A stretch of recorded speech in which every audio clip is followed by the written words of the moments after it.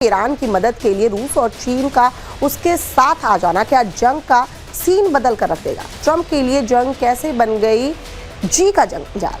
Report दिखाते हैं, देखिए जरा।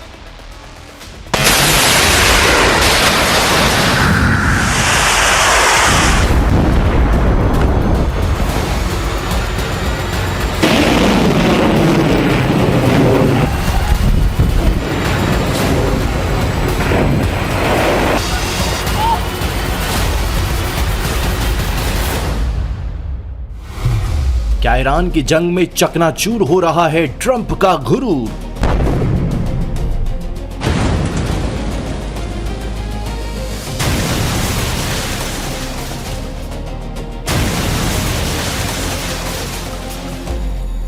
Khamenei is back.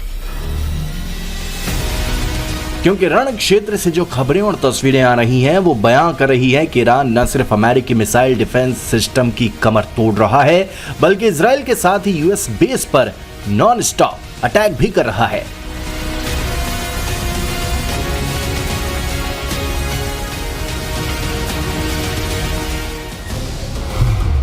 Iran UAE के बाद कतर और फिर जॉर्डन में अमेरिका के थार डिफेंस सिस्टम को ध्वस्त करने का दावा कर रहा है। ट्रंप जीत के लाख दावे कर रहे हों मगर अभी तक ईरान ने जो रेजिस्टेंस दिखाया है उसने ट्रंप का पूरा प्लान खराब करके रख दिया है। ऐसे में सवाल यही है कि ईरान की मदद कौन कर रहा है? क्या रूस और चीन ईरान का साथ देकर जंग का पासा पलट रहे हैं? इसे समझने के लिए सबसे पहले जंग मैदान से आई इन ताजा तस्वीरों को देखिए।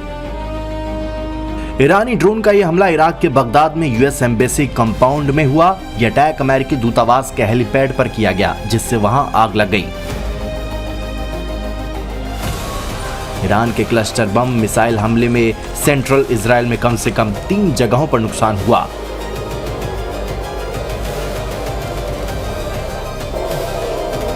ईरान ने सेंट्रल इजराइल की ओर सोहम और तेल अवीव में क्लस्टर म्यूनिशन से लैस बैलिस्टिक मिसाइलें दागी जिसमें कम से कम 3 स्थानों पर इंपैक्ट की रिपोर्ट मिली।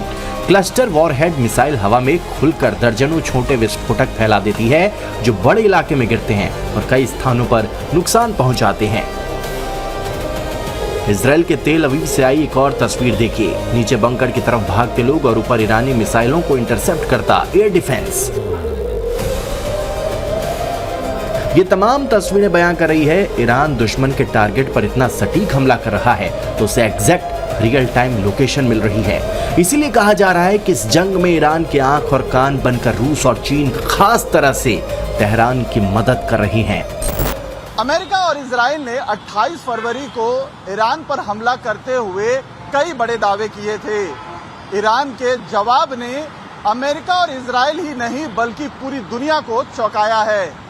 ईरानी मिसाइलें लगातार ईरान में जमकर तबाही मचा रही हैं तो वहीं खाड़ी देशों में अमेरिकी सैन्य बेसों पर ईरान के हमले थमने का नाम नहीं ले रहे हैं। अब ये बात खुलकर सामने आ चुकी है कि चीन और रूस की मदद से ही ईरान अमेरिकी सैन्य बेसों पर इतना सटीक हमला करने में सफल रहा है। दोनों देश खुलकर इस युद्ध में ईरान के साथ खड़े नजर आ रहे हैं। ईरान की टॉप लीडरशिप खत्म होने के बाद ट्रंप कभी दावा कर रहे हैं कि वो जंग जीत चुके हैं तो कभी कह रहे हैं कि हमला जारी रहेगा। वो कभी बम गिराने की बात कर रहे हैं तो कभी शिप डुबाने की। लेकिन इसके बावजूद ईरान न सिर्फ डट कर खड़ा है बल्कि करारा जवाब भी दे रहा है।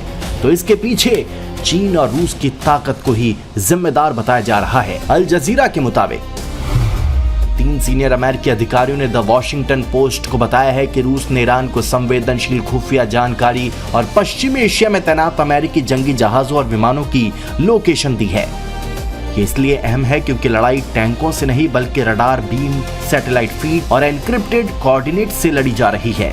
रूस और चीन बिहाइंड द सीन रहकर कैसे वॉर सिनेरियो चेंज कर रही हैं उसे ऐसे समझिए। यूएस इंटेलिजेंस रिपोर्ट के मुताबिक चीन के सैटेलाइट यूएस और इजराइल के मिलिट्री ठिकानों की सटीक जानकारी ईरान को दे रही हैं, जबकि रशियन सैटेलाइट समंदर में अमेरिकी वॉरशिप के सटीक लोकेशन को ट्रैक कर रही है। इसी का नतीजा है कि जॉर्डन में $300 मिलियन की कीमत वाला अमेरिका का एयर डिफेंस की रीड थार डिफेंस सिस्टम को ईरानी मिसाइल ने ध्वस्त कर दिया। इसके अलावा रूसी सैटेलाइट ने समंदर में अमेरिकी युद्धपोत की सटीक लोकेशन दी, जिसके बाद कई ईरानी मिसाइलों और ड्रोन ने उसे घेर लिया, जिसके बाद यूएसएस अब्राहम लिंकन युद्धपोत को दूर सुरक्षित जगह ले जाना पड़ा। ईरान की इस्लामिक रेवोल्यूशनरी गार्ड कॉर्प्स ने दावा किया है कि उसने बैलिस्टिक मिसाइल से यूएस एयरक्राफ्ट कैरियर पर हमला किया, जिसके बाद वो काम करने लायक नहीं बचा और उसे खाड़ी की पानी के पीछे हटना पड़ा। एक बयान में ईरान के central headquarters of the holy prophet ने कहा कि यह एक सटीक ऑपरेशन था, जिसमें यूएसएस अब्राहम लिंकन पर हमले के लिए आधुनिक मिसाइलों और ड्रोन्स का इस्तेमाल किया गया था।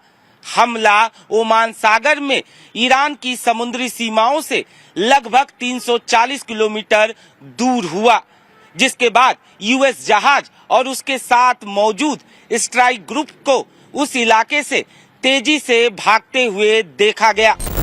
USS Abraham Lincoln aircraft carrier को लेकर ईरान की तरफ से किए गए दावों के बाद अमेरिका ने उसे खारिज कर दिया। इससे पहले कतर में $1.1 बिलियन के अमेरिकी अर्ली वार्निंग रडार सिस्टम को सिर्फ एक शाहिद ड्रोन से ईरान ने तबाह कर दिया था। इतना ही नहीं, रियाद में टारगेट को आश्चर्यजनक तरीके से बिल्कुल सटीक लोकेशन के साथ टारगेट किया गया था। लेकिन पश्चिमी मीडिया के मुताबिक यूएस और इजराइल के सामने इस वक्त सबसे बड़ी मुश्किल ये है कि दोनों ही देशों के पास इंटरसेप्टर मिसाइलों की कमी हो चुकी है। यही कारण है कि साउथ कोरिया और जापान से अमेरिका को अपने थार्ड सिस्टम मिडल ईस्ट की तरफ भेजने पड़ रहे हैं।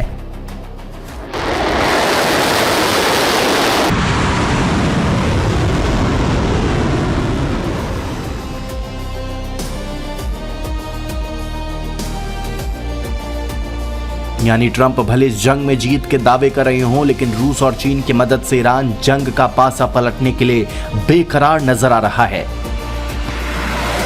एक तरफ अमेरिकी B-2 स्पिरिट बॉम्बर उड़ान भर रहे हैं, तो दूसरी तरफ ईरान भी अपनी मिसाइलों की नई खेप लॉन्च कर रहा है।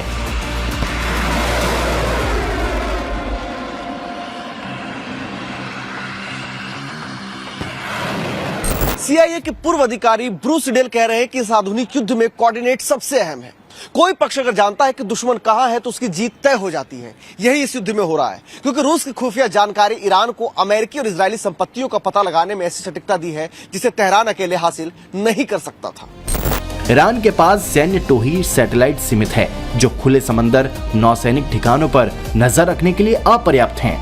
दूसरी तरफ रूस के पास उन्नत हवाई निगरानी नेटवर्क है, जो तेहरान को 24 घंटे ऑप्टिकल और रडार इमेजरी दे रहा है। कुवैत में अमेरिकी सैन्य ठिकानों पर ईरान का सटीक ड्रोन हमला रूसी मदद को दिखाता है। इस हमले में 6 अमेरिकी सैनिक मारे गए थे।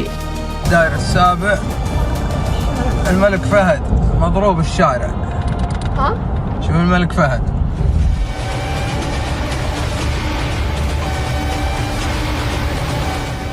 ये तो रही रण क्षेत्र की बात, लेकिन इंटरनेशनल फोरम पर भी रूस और चीन खुलकर ईरान के साथ नजर आ रही हैं। यूनाइटेड नेशन में ईरान के न्यूक्लियर प्रोग्राम को लेकर अमेरिका और उसके पश्चिमी सहयोगियों की रूस और चीन के साथ तीखी बहस हुई। अमेरिका ने इस बैठक में ईरान के साथ जारी जंग को सही ठहराने की कोशिश की, लेकिन रूस और चीन दोनों अमेरिका से सीधे भिड़ गए। ऐसे में सवाल यही है कि क्या ईरान को कोलंबिया समझने की भूल करने वाले अमेरिकी प्रेसिडेंट ट्रंप इस जंग में बुरी तरह फंस चुके हैं? एक्सपर्ट का कहना है कि रूस और चीन ने ईरान की मदद के लिए अपनी सैन्य टुकड़ियां नहीं भेजी है। इसके बजाय वे कुछ ऐसा कर रहे हैं जो ज्यादा कारगर है। वे ईरान को युद्ध में दुश्मन की सीमा के अंदर देखना सिखा रहे हैं। चीन ने ईरानी सेना के लिए सिग्नल इंटेलिजेंस और इलाके की मैपिंग में सहायता के लिए अपने उपग्रह इस्तेमाल किया है।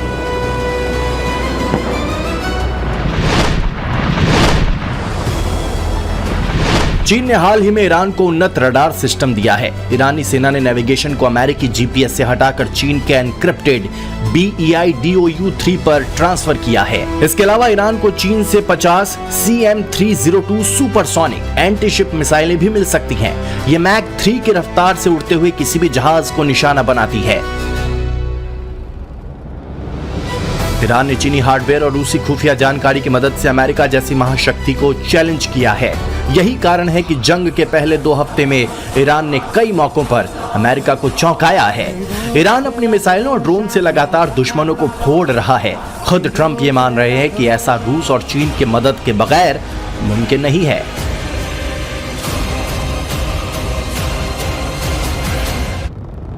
हालांकि रूसी राष्ट्रपति व्लादिमीर पुतिन ने अमेरिकी राष्ट्रपति डोनाल्ड ट्रंप के साथ फोन कॉल के दौरान इस बात से इनकार किया कि मॉस्को ने ईरान के साथ खुफिया जानकारी साझा की है। वैसे सही मायनों में देखा जाए तो पुतिन ईरान की मदद करके अमेरिका के साथ अपना हिसाब किताब बराबर कर रहे हैं।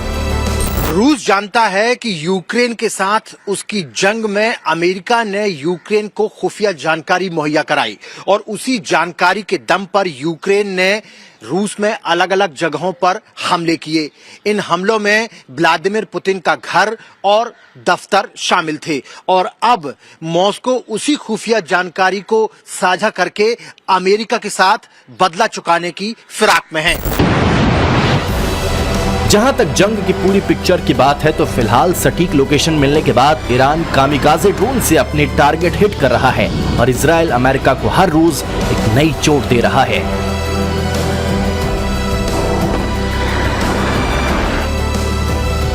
जिस तरह से ईरान वीडियो जारी करके अपने मिसाइल और ड्रोन की अंडरग्राउंड ताकत को दिखा रहा है, वो बयां कर रहा है कि ट्रंप के लिए जंग इतनी आसान नहीं है।